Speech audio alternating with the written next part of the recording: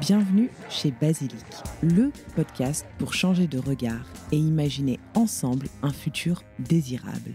Je suis Jeanne, votre hôte, et chaque semaine, je tends le micro à celles et ceux qui façonnent le monde de demain. Je vous souhaite la bienvenue et j'espère que vous vous sentirez bien chez Basilic. Je ne saurais compter le nombre de fois où j'ai entendu cette phrase « Oh mais moi, j'ai pas la main verte ». Peut-être que vous aussi, vous vous êtes déjà dit la même chose. Personnellement, j'ai longtemps pensé que j'avais pas la main verte et aujourd'hui, je suis convaincue que tout le monde peut avoir la main verte. J'imagine que tu partages ce point de vue, Pierre, on va en parler. Pourtant, vous le savez, chez Basilic, je suis convaincue qu'il suffit parfois d'oser faire un premier pas pour renouer avec le vivant et découvrir des passions insoupçonnées. Le jardinage fait partie de ces aventures accessibles à toutes et à tous, même avec un simple rebord de fenêtre comme point de départ. Pour vous encourager à franchir ce premier pas, je reçois aujourd'hui Pierre, plus connu sous le nom de Pierre le cultivateur sur les réseaux sociaux. Originaire de Lille, il a longtemps été un citadin convaincu jusqu'à ce qu'il découvre, un peu par hasard, le plaisir du jardinage. On y reviendra. Quelques années plus tard, Pierre est installé en Normandie avec sa famille, entouré d'un potager de 120 mètres carrés, d'une forêt comestible et de haies fruitières. Et aussi, d'après ce que j'ai compris, d'une grande collection de plantes vertes. Aujourd'hui, Pierre partage généreusement ses conseils sur les réseaux sociaux, à la télé et aussi à travers plusieurs ouvrages, dont le tout dernier qui vient de paraître aux éditions Marabout, dont on reparlera, Potager épatant, 40 projets nourriciers pour embellir votre jardin. Aujourd'hui, vous l'aurez compris, nous allons parler de jardinage, bien sûr, mais aussi de simplicité, d'écologie et de plaisir à mettre les mains dans la terre. Merci Pierre d'être là avec moi. Merci de m'avoir invité, ça va être un plaisir. On va avoir plein de choses à se raconter. Ouais. La première chose, c'est qu'on n'est pas avec la main verte. Je rebondis sur ta petite introduction, mais moi, j'avais pas la main verte. Je suis pas sûr de l'avoir encore aujourd'hui, je fais des erreurs. La main verte, ça s'obtient avec de la pratique, en travaillant et surtout en observant, en prenant le temps d'apprendre de ses erreurs. Et c'est surtout l'observation. On pense ne pas avoir la main verte souvent parce qu'on arrose de trop, mais il faut observer la plante pour savoir si elle a soif, si on doit l'arroser ou non. Donc de la patience, et normalement avec ça, on arrive à avoir la main verte. Bon, on est d'accord, on partage le même point de vue. Alors Pierre, avant qu'on débute cette interview, je suis un peu curieuse et je voulais savoir ce que tu as fait pour la dernière fois là dans le jardin avant de te rendre à Paris hier soir. Alors écoute, j'ai fait 2-3 petites choses. J'ai repiqué des laitues en pleine terre. Donc j'avais des laitues que j'avais semées dans ma serre il y a de ça 2 mois. Donc je les ai repiquées. Donc repiquer, c'est transplanter le plant qui est dans son godet directement en pleine terre. J'ai semé des carottes à côté de mes laitues et j'ai repiqué, mais à l'inverse. Donc j'ai pris des plants qui poussaient spontanément dans mon potager pour les mettre dans des godets, pour les donner à des copains. Donc j'ai profité, il fait super beau, il y a du soleil. Me voilà, mes dernières actions au potager.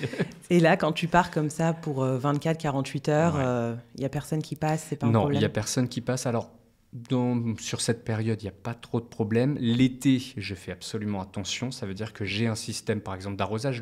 Le plus gros problème quand on s'absente, c'est l'arrosage. La cueillette, on trouve toujours quelqu'un pour venir ramasser les tomates et croquer dedans. Ça, c'est pas un problème. L'arrosage, c'est très long. Un potager comme le mien, si on le fait à la main, c'est à peu près 1 heure, 1 heure et demie de travail par jour. Donc, en prenant les arrosoirs d'une cuve de récupération et en se baladant dans le potager. J'ai des solutions d'arrosage automatique. On pourra y revenir. Et l'été, j'appelle mon père qui vient à la maison, qui garde les animaux parce que j'ai aussi les poules, etc. Et les poules sont plus dépendantes. Il faut les ouvrir, il faut refermer le pondoir, alors que le potager, on peut s'absenter quand même un petit peu. Normalement, après c'est toujours une crainte, je pourrais ne jamais partir de chez moi, ça serait mieux, mais bon, ma femme, mes enfants, ils veulent bouger quand même. Non, on les comprend. Et alors, je voulais que tu prennes le temps de nous décrire quand même ton terrain aujourd'hui, votre terrain.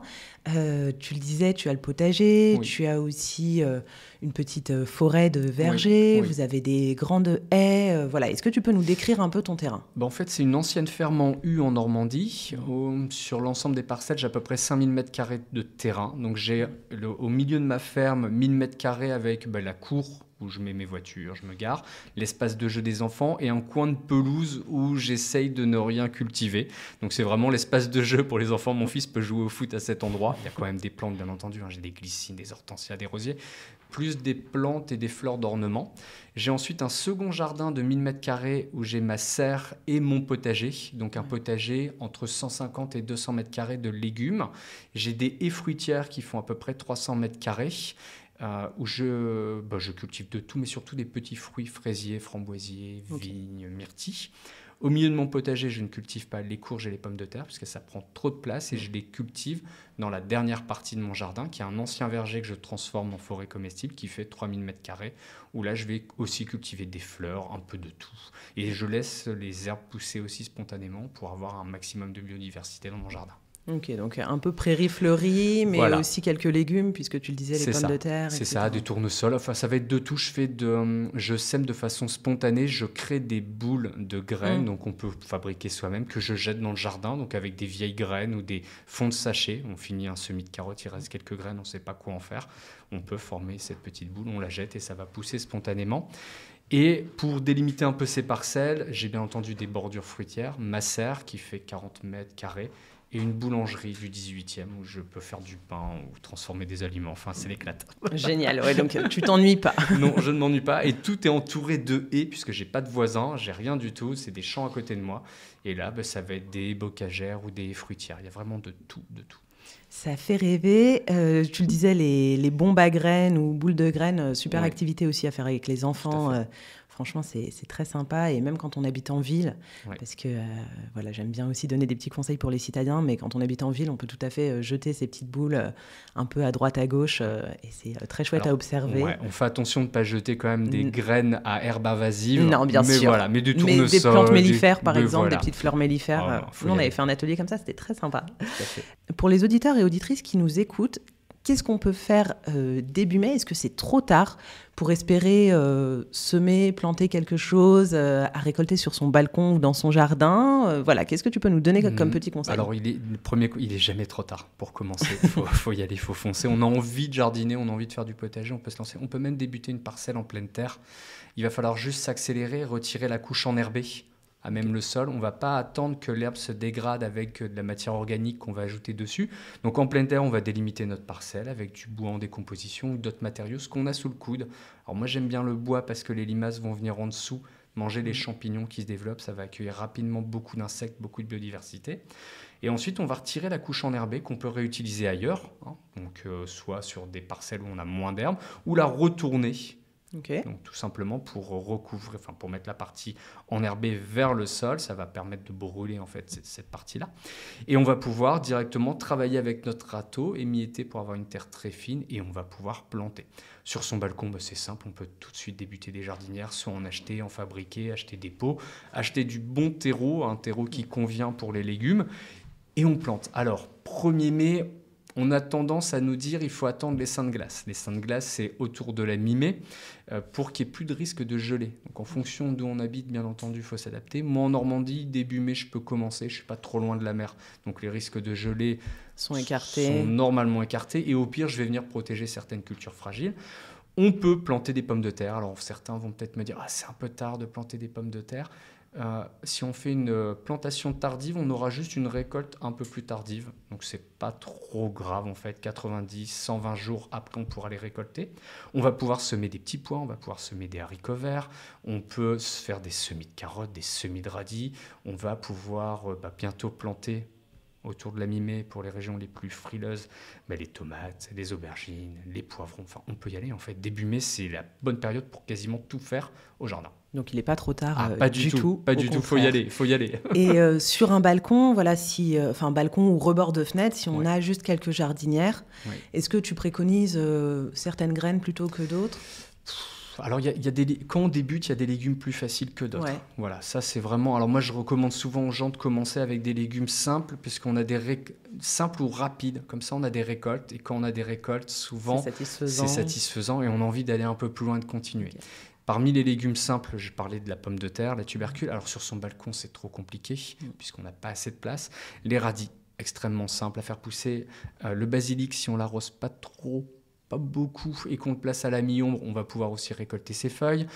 On peut planter des tournesols nains, on peut planter des pieds de tomates cerises, c'est très très simple, on n'a même pas besoin de commencer à couper les gourmands, les retirer, donc il n'y a pas besoin de gestes un peu précis, spécifiques pour avoir des récoltes.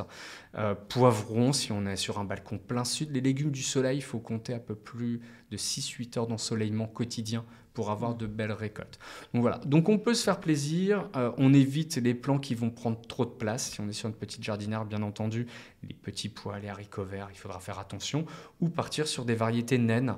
Donc, par exemple, il y a des haricots nains comme les Purple Queen ou les Big Borlotto. C'est des plants qui vont faire 80 cm de hauteur grand maximum et on va pouvoir venir récolter tout simplement. Les fraises, ça fonctionne très bien en pot sur son balcon. Enfin, il y a vraiment un tas de choses. Il faut regarder.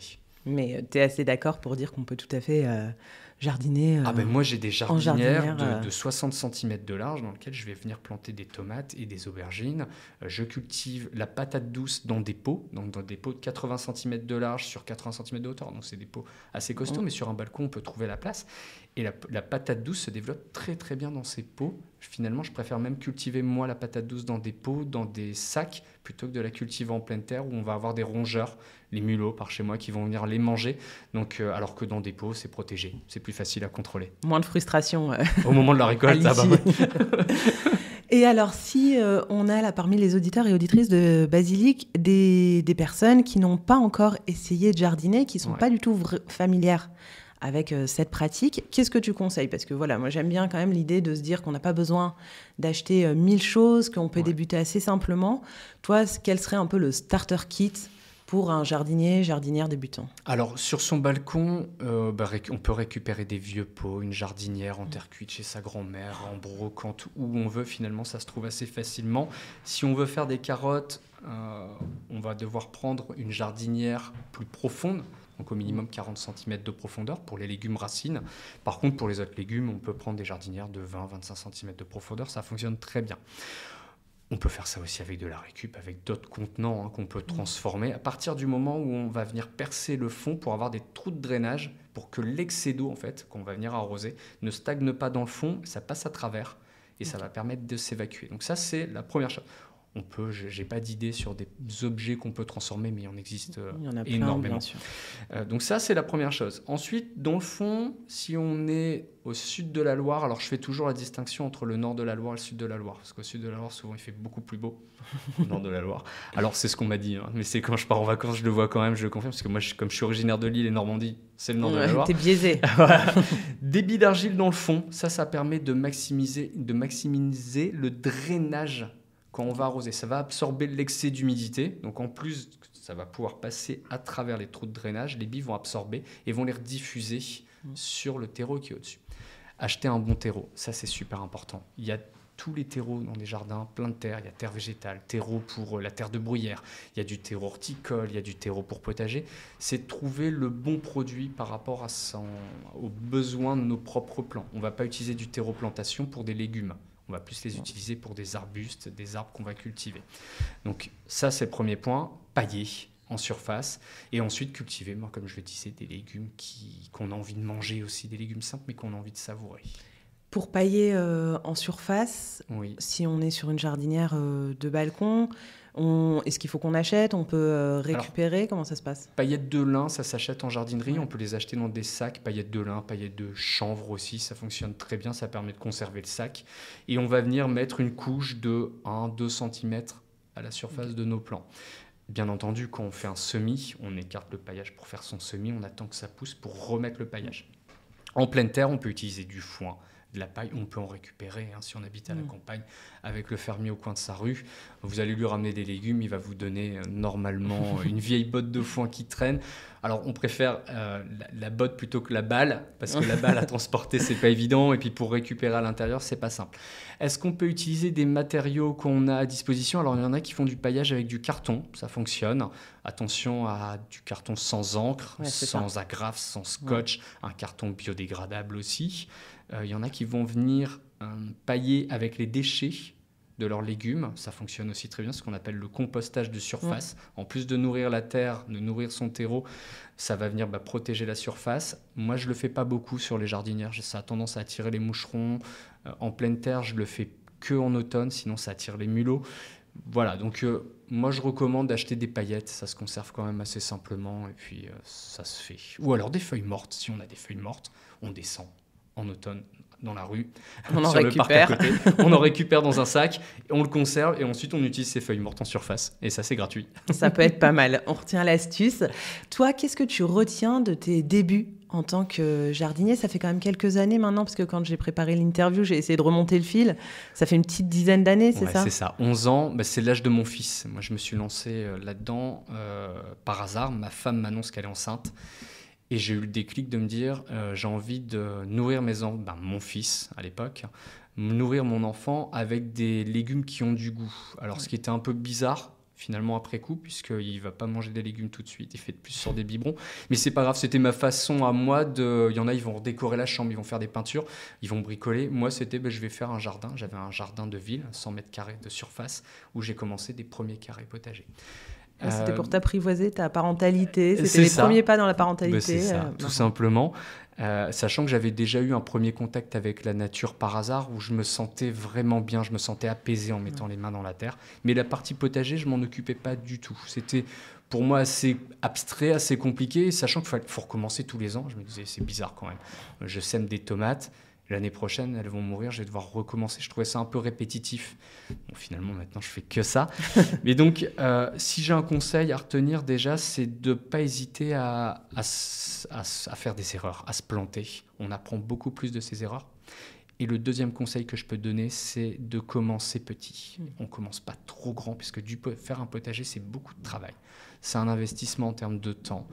Et si on ne s'en occupe pas quotidiennement, mais toutes les semaines, toutes les 2 semaines, si on ne prend pas le temps d'aller voir, d'arroser, d'observer, de tailler et de récolter, finalement, on ne va pas en profiter, on ne va rien avoir. Donc, commencer petit, c'est vraiment... Et observer la nature. Moi, je donne souvent l'exemple aux gens qui veulent commencer un potager dans un jardin, de regarder un petit peu où ils voudraient installer leur piscine.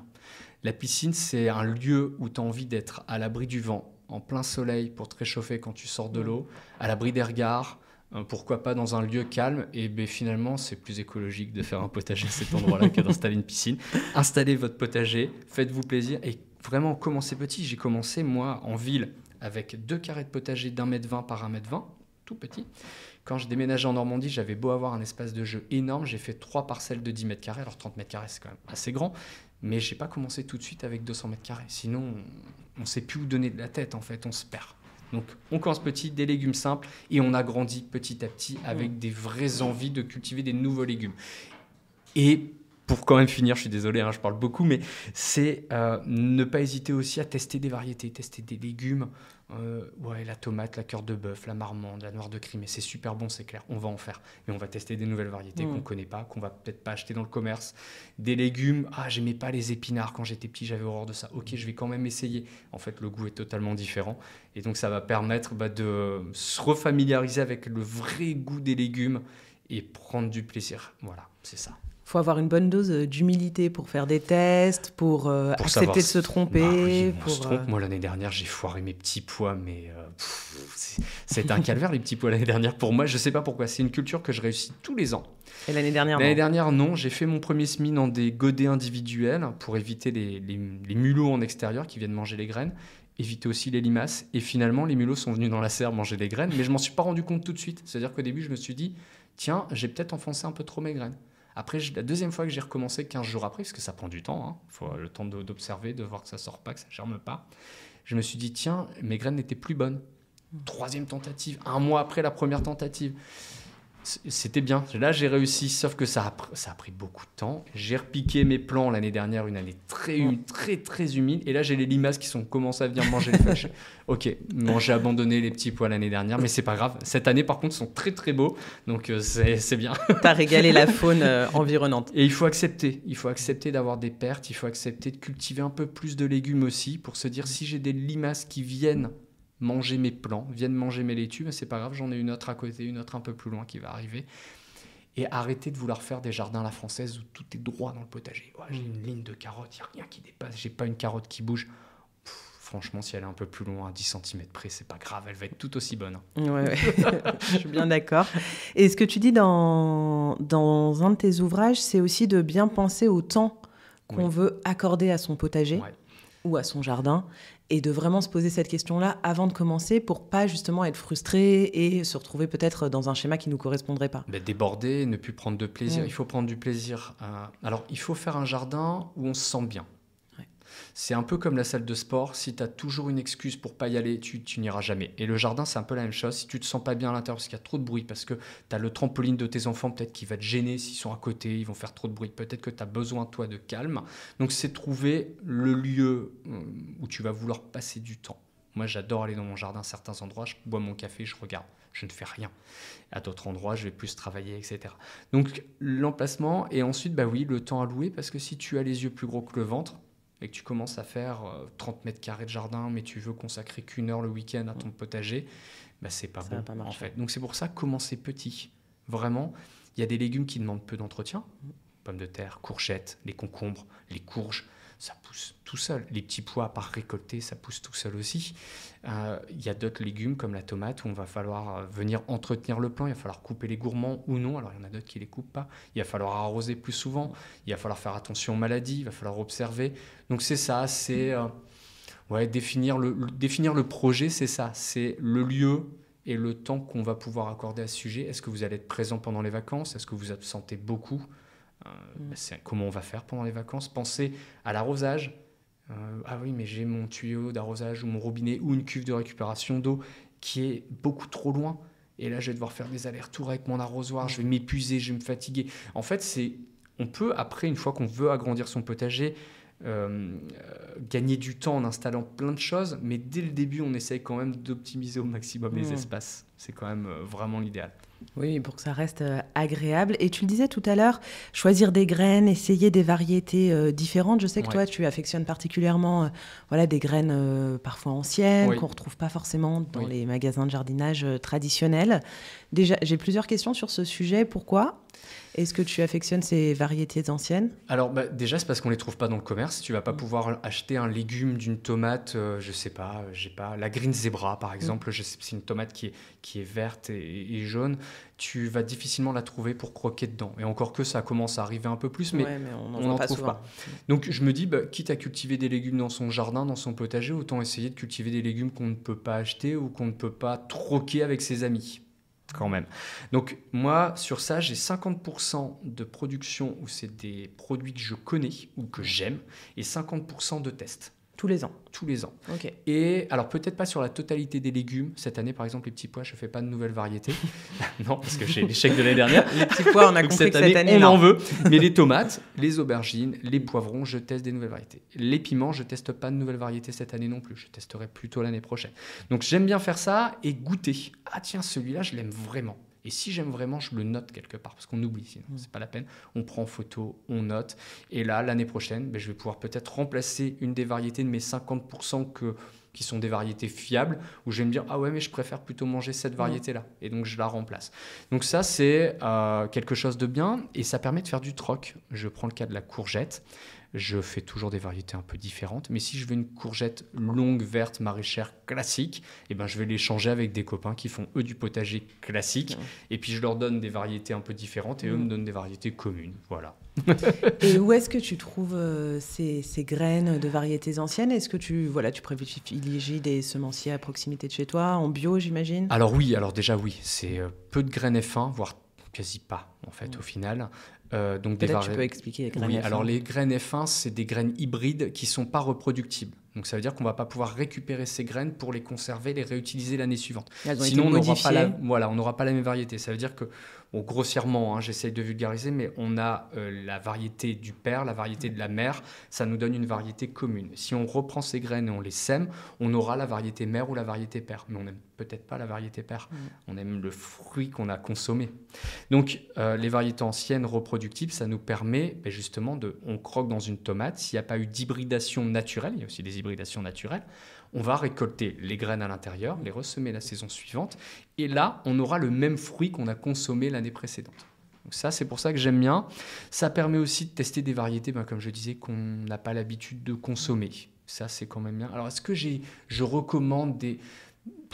Le gros problème de ces graines, c'est souvent le coût, le prix. Donc oui, il y a Cocopelli, la ferme Saint-Marthe, même Villemorin se lance dedans, et souvent elles sont plus chères.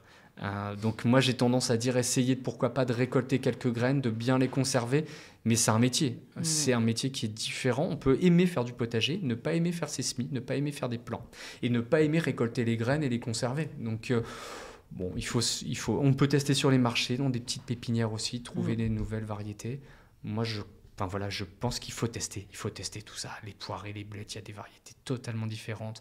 Des tournesols à fleurs géantes. Il y a des tournesols géants qui font 10, 15 mètres de haut avec des toutes petites têtes et des variétés naines avec des têtes énormes. On a les courges, l'Atlantic Giant, qui est une courge qui fait 300, 400 kilos la courge. Bon, après, il faut de la place. On va pas mettre ça sur son balcon. Sur son balcon, non. Mais les haricots verts, on a des haricots violets.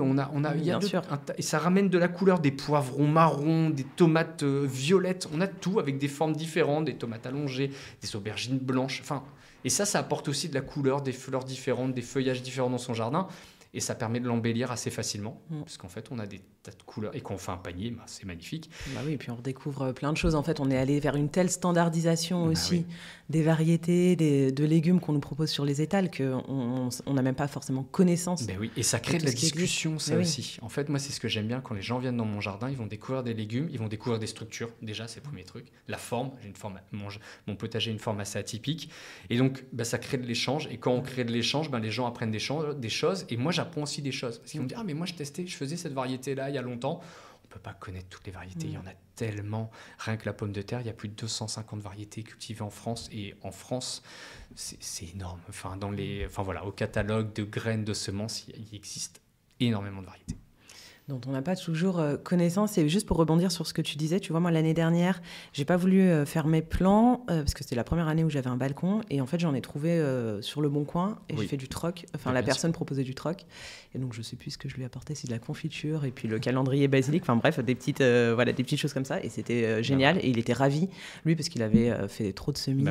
Moi, j'en fais énormément. Là, je dois avoir à peu près 800 plants dans ma serre. Et encore, j'ai pas tout mis en godet.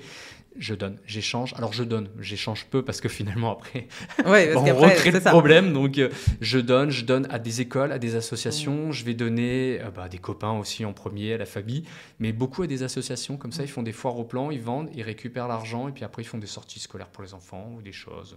C'est toujours simple plutôt que de jeter parce que c'est pareil. Le potager du 21e siècle quand même, c'est d'éviter de faire du gaspillage. Et c'est pas parce qu'on produit ses propres plants, ses propres légumes qu'on doit aussi se permettre de gaspiller plus. Donc moi, j'aime bien essayer d'avoir la bonne quantité, de produire la bonne quantité nécessaire pour moi, ma famille. Alors, c'est très dur avec les fruitiers. On peut pas calibrer le nombre de cerises qu'on va récolter. Par contre, les tomates, on doit quand même pouvoir le faire. Et il faut la bonne quantité au bon moment. Il faut pouvoir anticiper. Et justement, qu'est-ce que toi, tu as mis en place dans ton jardin pour avoir une approche plus durable, pour éviter le gaspillage, pour être plus raisonné, je dirais. Alors, la première chose, c'est des composts un peu partout. Moi, c'est arrêter d'aller acheter du terreau, arrêter d'aller acheter de la matière organique. On peut en acheter, donc ça tout s'achète de toute façon. Donc déjà, c'est avoir un maximum de composteurs dans le jardin. J'ai des composts enterrés, semi-enterrés, un bac à compost classique. Je fais du compost de feuilles mortes en automne que je récupère un an après pour faire mon propre terreau semi. Ça m'évite d'acheter du terreau pour semis et repiquage. Donc, c'est récupérer le maximum de matière pour l'utiliser. Et différents composts avec chacun une fonctionnalité, un objet ou pas forcément ? Alors, pas forcément. Le bac à compost me permet d'avoir du compost pour débuter une nouvelle parcelle, pour enrichir une parcelle qui s'est appauvrie ou pour faire mes plants. C'est-à-dire que quand je fais des plants, les courgettes, par exemple, je vais mélanger un peu de terre du jardin, 50%, avec 50% de compost. Le terreau de feuilles mortes, donc mon silo de compost de feuilles mortes va me permettre de récupérer que du terreau pour mes semis, puisque quand on met des graines et qu'on réalise ces semis, il n'y a pas besoin de nutriments. Tous les nutriments nécessaires sont dans la graine. Par contre, dès que ça pousse, que ça fait les premiers cotylédons, les fausses feuilles, et ensuite les 2 premières feuilles, on repique dans des godets un peu plus riches, avec plus de nutriments pour avoir des plants qui se développent. Et les autres composts, c'est de tester le compost enterré et aussi m'éviter les allers-retours jusqu'au bac à compost, tout simplement. Parce que on économise ses pas. Moi, je préfère passer du temps à entretenir mes plants de tomates, à aller voir mes poules ou même à boire un café plutôt que de faire des allers-retours jusqu'à mon bac à compost, puisque c'est bien d'aller jeter ses épluchures dans le bac. Par contre, il faut mélanger, il faut arroser s'il fait trop chaud. Et surtout, après, il faut remplir les brouettes pour venir revider la brouette dans ses parcelles. Alors que si on fait le compost à même le sol, compost de surface, on en parlait tout à l'heure, on gagne du temps. Donc j'ai des composts enterrés, mais le compost enterré, c'est pas encore la même chose. C'est que le compost, pour nourrir la terre, il y a 2 façons. C'est le compost ou le lombricompost. Le lombricompost, on le connaît souvent en appartement, mais on peut aussi le faire en pleine terre. Donc c'est des longs tubes qu'on va venir enterrer qui sont percés. Les vers de terre vont venir parce qu'il y a une ressource de nourriture. Ils sont protégés aussi des autres insectes, des autres prédateurs. Ils vont se multiplier à l'intérieur, ils vont s'accoupler, se multiplier. Ensuite, ils vont sortir et avec leurs excréments, ils vont nourrir la terre. Donc, ce n'est pas les déchets en eux-mêmes qui nourrissent le sol, c'est les vers qui vont nourrir le sol. Ouais, je ne connaissais pas du tout le lombricomposteur enterré. Voilà. Et donc, ça permet, moi j'aime bien tester et après de comparer. Est-ce que cette parcelle fonctionne un peu mieux? Alors, c'est toujours dur de comparer parce qu'on n'a jamais la même exposition, la même protection au vent, mais on peut quand même se dire, est-ce que mes légumes feuilles, par exemple les laitues, j'en plante un peu partout, est-ce que ça pousse mieux sur une parcelle, sur une autre? Tu peux observer quand même. Voilà, oui, on essaye au maximum. Donc des composteurs pour essayer d'être plus résilient, plus durable. Est-ce que tu as d'autres astuces? Récupérer l'eau au maximum. Alors, je sais que ça prend de la place, une récupération d'eau de pluie, mais même l'eau du quotidien, l'eau de cuisson sans sel, une fois refroidie, de n'importe quoi. Riz, pâtes, les œufs durs, les légumes, on la récupère, on l'utilise. On peut l'utiliser sur ses plantes d'intérieur, c'est pas un problème. Alors je vous déconseille d'utiliser l'eau du chou, ça sent très fort après dans la maison. Mais en extérieur, il n'y a pas de problème. On peut remplir une cuve, un seau en extérieur et quand on en a besoin, on arrose nos plantes avec. Donc récupérer l'eau. La douche, on se lave, on allume l'eau, l'eau elle est froide, j'ai pas envie d'aller sous l'eau froide. Alors je sais, il y en a qui vont me dire, ouais, il met un seau dans sa douche, c'est bizarre. Mais c'est pas grave, on met un seau, on remplit le seau, dès que l'eau chauffe, on remonte, on se lave et après le seau, on peut l'utiliser directement. Donc c'est récupérer l'eau, essayer d'arroser aux heures, alors on le répète souvent, mais pas aux heures les plus chaudes, les heures les plus froides, début de journée ou fin de journée. Début de journée au printemps, quand les saisons et les nuits sont encore fraîches pour éviter les limaces, d'attirer les limaces. Fin de journée, dès qu'il commence à faire très chaud, canicule, on arrose, ça évite l'évaporation. Gros conseil, les 2 gros derniers conseils moi que j'utilise, c'est pailler son potager, pailler son sol, éviter de laisser la terre à nu. Ça, c'est super important, ça limite les arrosages. Il existe des systèmes d'arrosage maintenant qu'on enterre, les oyas, les jarres en terre cuite, qui permettent d'arroser par microcapillarité. Donc, ça évite l'évaporation de l'eau. On économise de l'eau. Ils annoncent 30% d'économie d'eau. Donc, ça, c'est plutôt bien. Pas négligeable avec les températures qui augmentent. Voilà, c'est pas négligeable. Et ensuite, alors c'est un petit détail, mais ne pas tondre trop court son jardin. Laisser l'herbe monter. Finalement, tondre trop court, ça va favoriser le développement de la mousse à certains endroits. Ça va favoriser le développement des herbes indésirables, les herbes spontanées, les fameuses adventices. On a des pissenlits partout. Alors le pissenlit, c'est pas vraiment une herbe indésirable, mais on peut avoir d'autres choses. Si on laisse l'herbe pousser, ça va pas faire concurrence, mais ça va empêcher les autres, en tout cas, de venir. Et ensuite, ça va permettre à certaines fleurs d'apparaître et d'attirer la biodiversité au maximum. Donc, si c'est ces petits gestes-là, récupérer l'eau maximum, pailler et ne pas tondre trop court. Super. Bon, ça nous fait déjà des bons conseils, plus le choix des graines quand même en bio aussi, quand c'est possible. Tu viens de sortir un ouvrage dont je parlais en préambule de ce podcast sur le potager plutôt avec l'idée d'optimiser, d'avoir un potager de plus en plus nourricier. Toi, c'est un de tes objectifs, il me semble. Ouais, en fait, alors j'avais écrit un premier ouvrage plus axé pour les débutants, comment faire un potager sur 3 années avec un guide mensuel en partant du principe qu'il y a des légumes plus simples que d'autres à cultiver et qu'on a grandi d'année en année. Et il y a des légumes aussi qui vont prendre du temps à pousser. On prend par exemple, là c'est les asperges. Les asperges, ça ne produit pas tout de suite qu'on va venir planter les griffes. La rhubarbe, c'est pareil. On va venir planter des griffes et on va pouvoir récolter vraiment 2-3 ans après. Donc c'est pour ça qu'il faut se laisser aussi du temps. Mais les asperges, c'est pas dans des modes de terre un peu? Alors ça peut pousser en butte si on est sur des variétés, enfin pas des variétés, même des asperges blanches, mais si on veut des asperges vertes, il n'y a pas besoin de butter le sol. Ok. Donc j'avais commencé par ces premiers ouvrages, et même si tout le monde me dit Pierre, tu as de la place dans ton jardin, tu as 1000 mètres carrés, je peux encore agrandir le potager. En fait, c'est pas parce qu'on a plus grand qu'il faut aussi ne pas optimiser notre espace, puisqu'on va gagner du temps en optimisant. Donc dans ce dernier ouvrage, je voulais partager avec les gens, par exemple, ma spirale aromatique, où je vais cultiver à 30 cm de la sauge, de la lavande, à côté de la ciboulette, à côté du basilic. Et pourtant, ces 3 plantes que je viens de citer, ciboulette, basilic et la lavande ou la sauge, n'ont pas du tout les mêmes besoins en termes d'exposition, en termes de terre. Mais avec une spirale, on crée des zones d'ombre, on peut utiliser des terres différentes, des terreaux différents, donc avoir une terre plus humide sur le bas, un terreau plus drainant sur le haut, une terre plus drainante sur le haut. Donc on peut optimiser et avoir toutes ces plantes aromatiques au même endroit sur une surface. Mais c'est une spirale qui est au même niveau ou c'est une spirale Non, c'est une spirale qui monte, donc on a un niveau en bas qui doit faire à peu près, bon, la mienne est grande, mais 2,40 m peut-être au sol en bas. Tout est géant dans ton jardin, de toute façon. Après, voilà, il faut aussi des structures imposantes. Et en haut, on arrive avec la fin sur un truc de 60-80 cm, ou un peu plus. Ok. Et en fait, on tourne en rond, on a une spirale qui tourne. Et ça, c'est une structure que tu as qui existe dans la permaculture. Alors, la plupart du temps, j'invente pas les structures. Ça veut dire que c'est des modes de culture qui existent en France ou à l'étranger aussi. C'est bien de regarder ce qui se fait ailleurs. On a un mode de culture en France qui est pas unique, mais très occidental. Parce qu'on a un milieu tempéré, il pleut, on a un hiver, on a un été, etc. Par contre, dans d'autres pays, on n'a pas les mêmes problématiques d'eau, par exemple. On n'a pas les mêmes problématiques, les mêmes ravageurs. Donc, on peut regarder ce qui se fait aussi à l'étranger. J'ai fait un potager trou de serrure. Le potager trou de serrure, c'est une structure hors sol qui va monter à peu près à 1 mètre, 1,20 m de hauteur, qu'on va venir remplir avec de la terre et des cailloux dans le fond. Et au milieu, on a un compost. Et en fait, ça permet d'attirer un maximum de vers. Le lombricompost, ils viennent au milieu et ensuite, ils tournent tout autour. Et ça permet d'avoir une structure plus humide, un terreau plus humide souvent. Donc, je teste ça. Le tipi haricot vert qui existe très, très bien. Plutôt que de créer des structures grimpantes droites, on va venir faire ça en forme de tipi. Ça prend moins de place et ça permet de faciliter la récolte. Et ça crée une ombre portée moins importante qu'un mur de haricots verts. Donc c'est aussi ça, les fraisiers, essayer de les cultiver pourquoi pas en hauteur. Alors là c'est une expérience, j'ai vu sur les toits parisiens, on cultive beaucoup en aquaponie, dans des tours en hauteur. Alors moi je ne fais pas d'aquaponie, mais je me suis dit tiens ces tours comme ça, on pourrait peut-être réutiliser un objet. Donc là c'est une invention, pas une invention, mais j'essaye de trouver un produit. Donc j'avais un vieil égouttoir à bouteille en acier galvanisé qui faisait 1,80 m de hauteur et je viens mettre des pots en terre cuite rempli de terre et je mets des fraisiers dans chaque pot et ça me permet sur une surface de 1,20 m de large sur 1,80 m de hauteur d'avoir 150 plants de fraisiers. Alors après, il faut penser à l'arrosage et optimiser 2-3 trucs, mais voilà, optimiser l'espace, c'est super important, faire des rotations de culture et ne jamais laisser un espace vide. Je récolte mes pommes de terre, ok, je plante quoi tout de suite après ?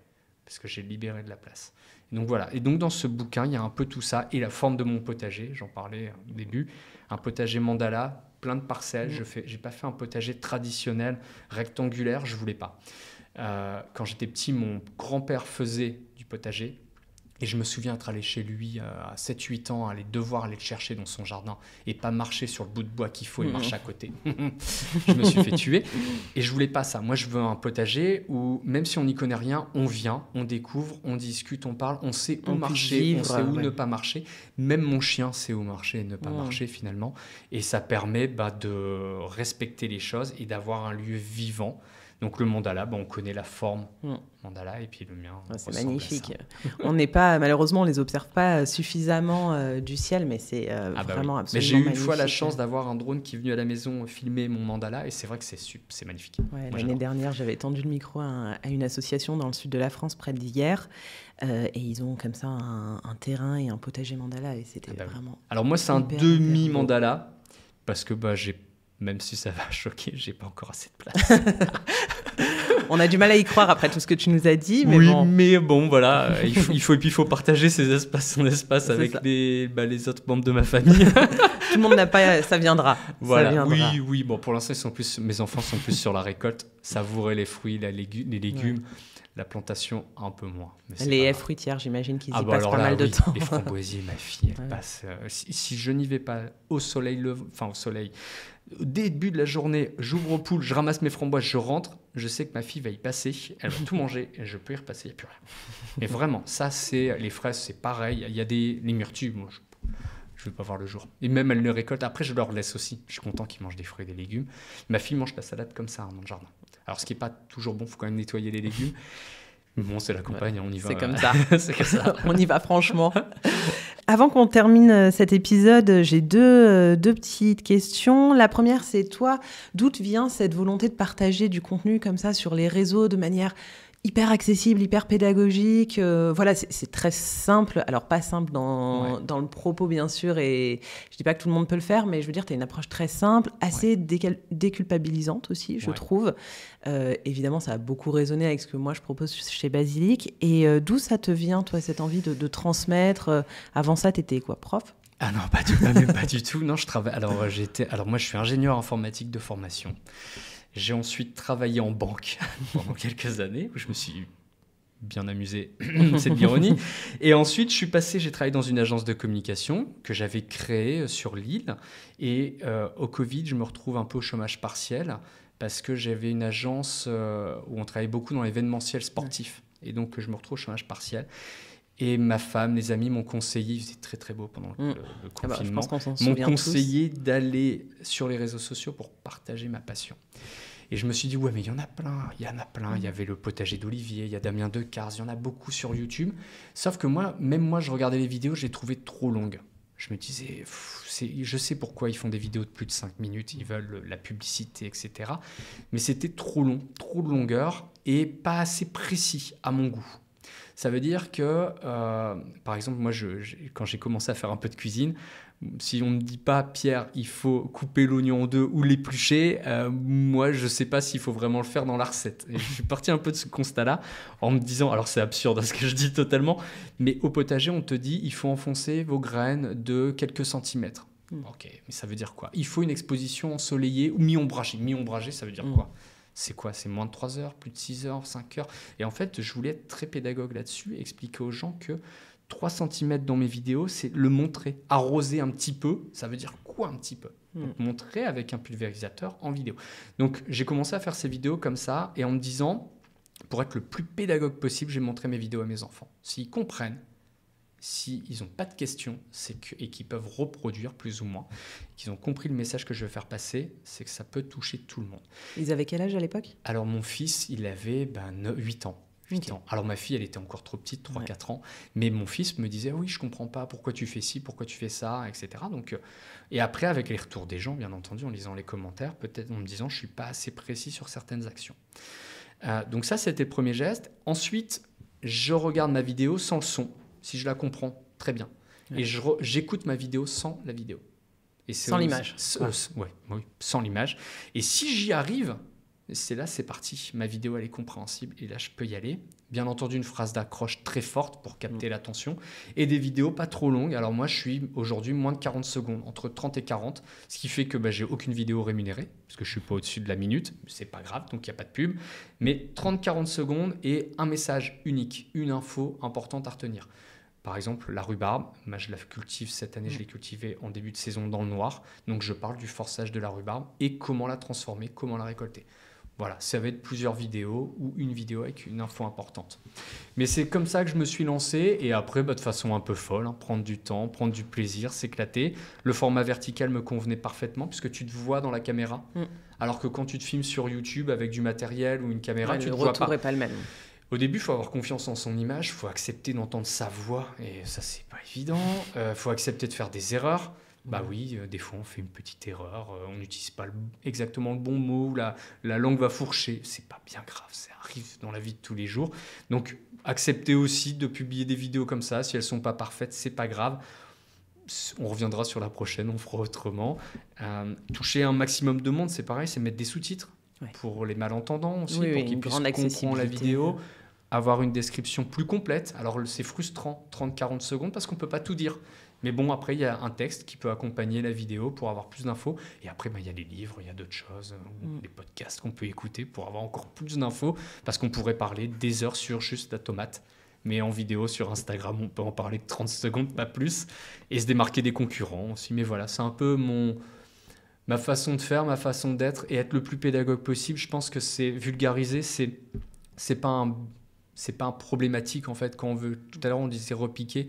Je suis obligé d'expliquer ce que ça veut dire repiquer. Ça peut parler à beaucoup de monde, mais moi je trouvais ça frustrant quand j'allais dans des jardineries il y a une quinzaine d'années et tu es en face d'un expert qui t'utilise des mots et tout. Ah mais il suffit de griffer la motte. Et toi tu es là, tu fais ouais carrément. Bien sûr.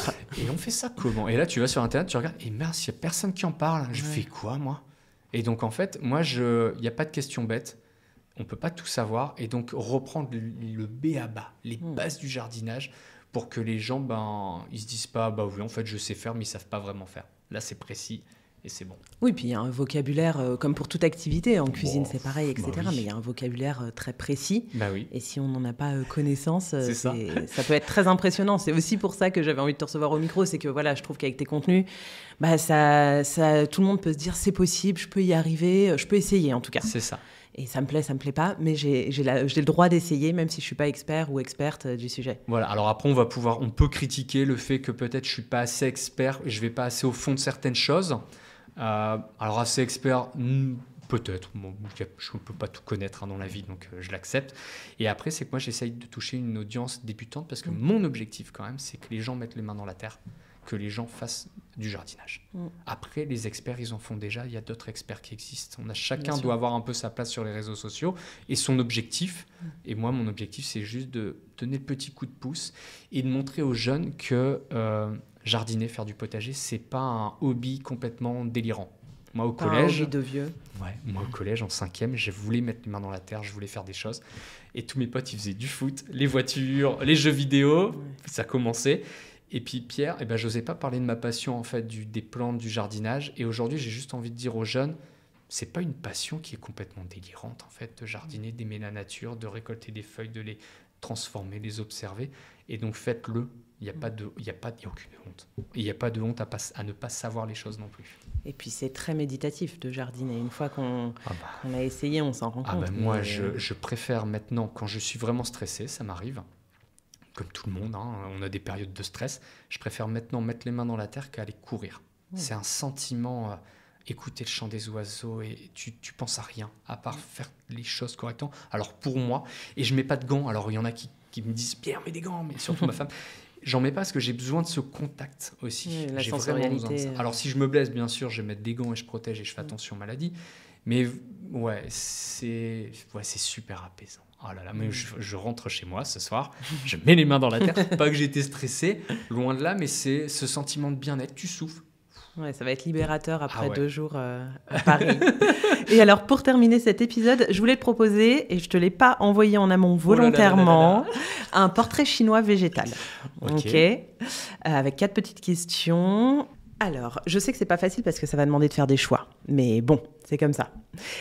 Si tu étais un légume, lequel serais-tu ? La carotte. Si tu étais une plante verte, laquelle serais-tu ? Le ficus. Si tu étais une fleur ? L'hortensia. Et un arbre. Le cerisier. Ok, allez. Merci beaucoup. Merci beaucoup, Pierre, de ton temps. C'était vraiment super de t'entendre. J'espère que ça aura donné envie aux auditeurs et auditrices d'aller chercher une jardinière ou quoi que ce soit chez Emmaüs ou de s'emparer du petit bout de jardin qu'ils ont pour tester. Et tout ça avec beaucoup d'humilité et de sagesse. Je pense que ça peut faire du bien. Merci. Merci pour l'invitation, c'était super. À bientôt. Merci d'avoir écouté cet épisode jusqu'au bout. Si vous êtes encore là, j'imagine qu'il vous a plu. N'oubliez pas de vous abonner à Basilic sur votre application de podcast favorite pour ne louper aucun épisode. Vous pouvez également me suivre sur Instagram et LinkedIn @basilicpodcast pour découvrir les coulisses de tous les épisodes et de toutes les interviews. Et enfin, si l'univers du podcast vous intéresse, alors je vous invite à jeter un œil à basilicpodcast.com. Vous y découvrirez Basilic Studio, la formation que j'ai créée pour vous accompagner à lancer votre propre podcast et surtout le podcast de vos rêves, mais également Basilic Lab, l'agence qui nous permet de créer des podcasts pour des marques audacieuses et des thérapeutes engagés. Je vous donne rendez-vous la semaine prochaine pour un nouvel épisode et d'ici là, prenez grand soin de vous.